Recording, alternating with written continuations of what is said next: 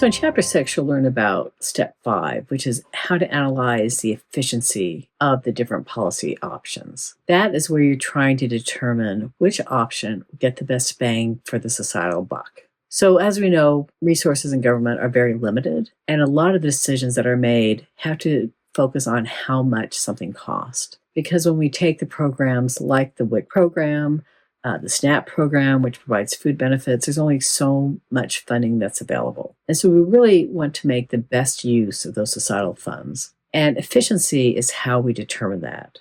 So formally, what you would do is a process called benefit cost analysis, where you weigh up the actual cost of whatever the action is, and then determine in an economic sense what the benefits are. And there's another option, which is related, where you again figure out the cost of a policy option, but then you also look at the effectiveness of that option in terms of, for example, lives saved. So for most policies, you're going to want to conduct a benefit cost analysis, looking from a financial perspective, how much a policy costs to implement, and what will be the financial benefits.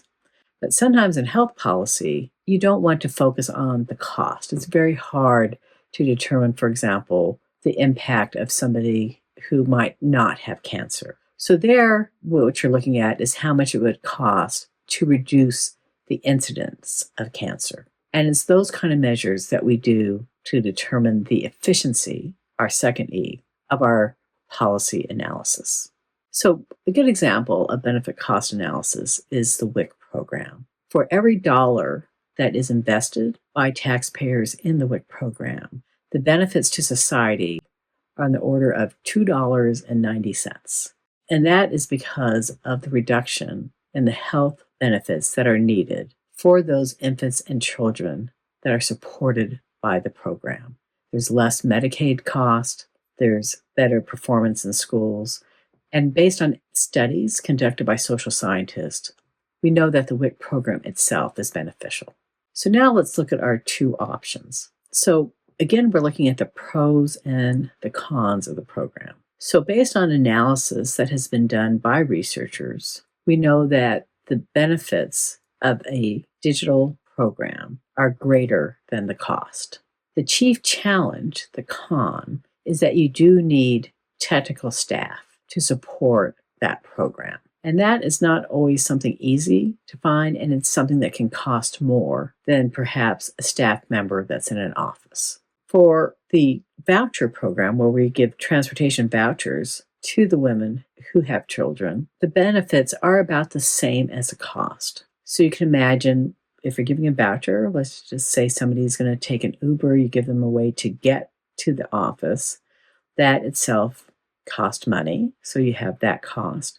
And then you also have the cost of actually somebody implementing the program, providing the vouchers, monitoring them to make sure that they are used appropriately. And analysis has found that the benefits are about the same as the cost when you use a voucher program, like in our second option. The primary con for the program is there needs to be staff to find transportation partners who are willing to participate in the program.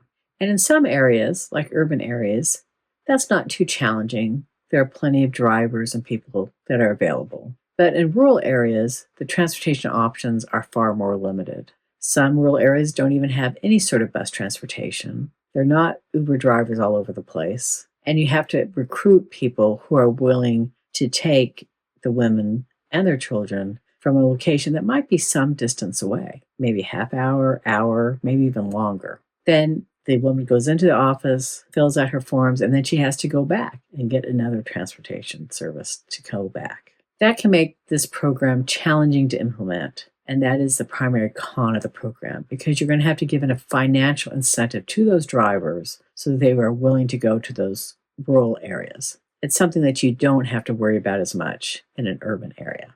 So with this analysis, we have a better understanding of the pros and cons of the two different alternative options to the status quo. Now that we've discussed effectiveness of these different options and the efficiency, we're going to move to the third E, which is equity analysis. And we'll learn about that in the next chapter.